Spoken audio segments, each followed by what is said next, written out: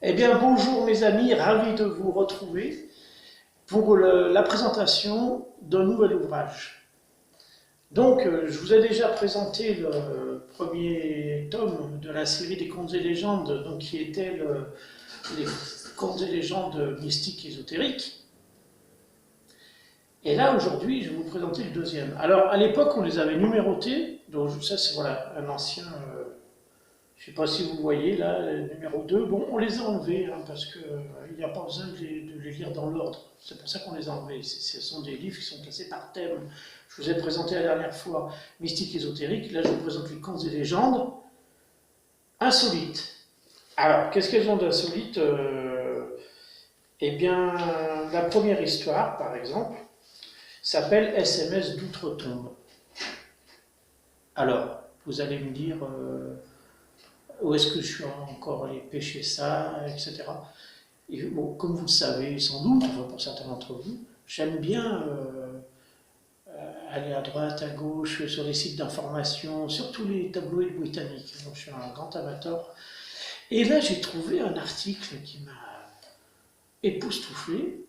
Il est arrivé quelque chose d'extraordinaire à une famille britannique. Donc, j'ai pu avoir leurs coordonnées, je les ai appelés pour qu'ils me racontent leur histoire afin que je la romance et que je la raconte à mon tour.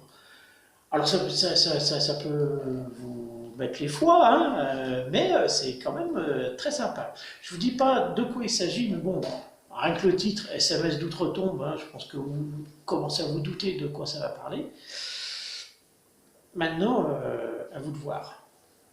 Alors la deuxième histoire, c'est l'escalier en apesanteur. Ça, c'est un truc qui est absolument fabuleux. Alors, c'est un escalier qui est dans une église à Loreto.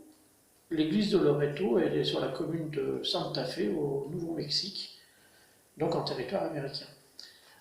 Et il y a 200 000 personnes par an, vous entendez bien, par an, qui viennent visiter cette église pour prendre en photo quoi? Les escaliers. Alors moi je suis sympa, je suis un très gentil garçon, je vous fais économiser le billet d'avion et je vous présente les escaliers qui prennent en photo. Voilà, il est là.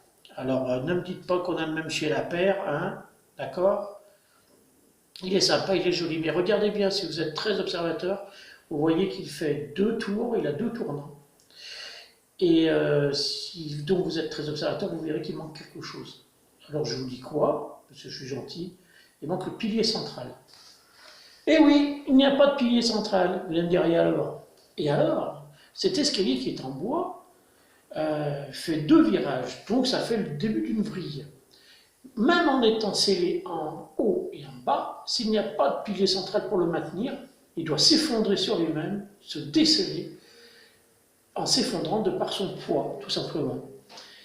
Alors non seulement il ne s'écroule pas, mais en plus, quand vous montez, rien ne tremble. Vous montez, il ne tremble pas de millimètre.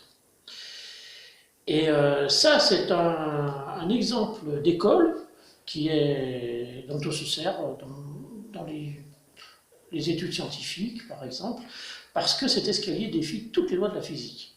Et aujourd'hui, on ne trouve toujours pas d'explication, on ne sait pas comment il tient. Et enfin, dernière chose qu'il faut quand même savoir, c'est que le bois avec lequel a été fabriqué cet escalier est totalement inconnu sur Terre. Et oui. Pourtant, il n'est pas très vieux, il date de la fin du 19e siècle. Voilà, je ne vous en dis pas plus, je vous laisse découvrir, c'est une fabuleuse histoire, moi j'adore. Après, qu'est-ce que je vous propose? Le piano à chat. Alors, le piano à chat, c'est un instrument qui date du XVIe siècle. Je vais vous le montrer. Voilà une photo. J'aime bien vous montrer les photos. Alors, il y en a 2 modèles avec 2 modes de fonctionnement différents. Je vous les explique. Et puis, je vous dis à quoi ça a servi. Plus tard, dans le niveau du 19e siècle, c'est ça, on a ressorti ce fameux piano à chat pour des besoins psychiatriques. Là aussi, je vous en dis un petit peu plus et vous allez être très étonnés. Alors cette histoire est un petit peu connue, comme on dit si bien, elle est connue par ceux qui savent. Hein. Et donc en 2011, à l'occasion de l'Éco-Festival de Londres, comme le prince Charles a fait l'honneur de venir voir les festivaliers, ils ont recréé un piano à chat. Mais je vous rassure, ils ont mis des chats en peluche. Ben oui, quand même, on n'est plus des sauvages. Voilà. Donc ça, c'est pour cette histoire. Et ensuite, alors, la suivante, c'est un truc fabuleux. Là encore, ça se passe en Angleterre. Bah oui, je vous l'ai dit, j'étais un fan. Hein. Ça s'appelle L'ombre du pendu. Regardez, je vais vous montrer. Voilà. En Angleterre, vous avez un petit village avec une intersection et un panneau de signalisation. Vous allez me dire, oui, c'est partout comme ça. Mais regardez bien ce qui se passe quand le soleil se reflète sur le panneau de signalisation. Regardez l'ombre qui est derrière le mur. Vous voyez l'ombre là? Eh bien, c'est l'ombre d'un pendu. Regardez, j'approche un peu plus. Vous voyez? Alors, pourquoi il y a cette manifestation à cet endroit-là? Parce qu'à cet endroit précis, il s'est passé quelque chose. Et je vous raconte quoi. Mais pour cela, il faut remonter à l'Angleterre du 19e siècle. Et oui. Enfin, dernière chose, dernière histoire, je vous raconte l'histoire de la forêt maudite. Alors, en fait, c'est une forêt qui est connue, c'est une forêt qui est au Japon, sur les flancs du Fujiyama. C'est la forêt de Aokigahara. Excusez-moi, je parle mal le japonais, je suis désolé. Alors, qu'est-ce qu'elle a, cette forêt? Eh bien, cette forêt, elle est connue pour être inexplorable. On n'a jamais pu l'explorer. Quand vous y rentrez, les montres ne tournent plus, les boussoles s'affolent dans tous les sens, les GPS, j'en parle même pas. Évidemment, il n'y a plus de réseau pour ceux qui ont des téléphones portables. Et surtout, quand on y rentre, on ne peut plus en sortir. Alors, ils ont mis des grands panneaux à l'entrée de la forêt en disant n'allez pas plus loin que 10 mètres, parce qu'elle est tellement dense, tellement épaisse, que le soleil ne perce pas dans cette forêt.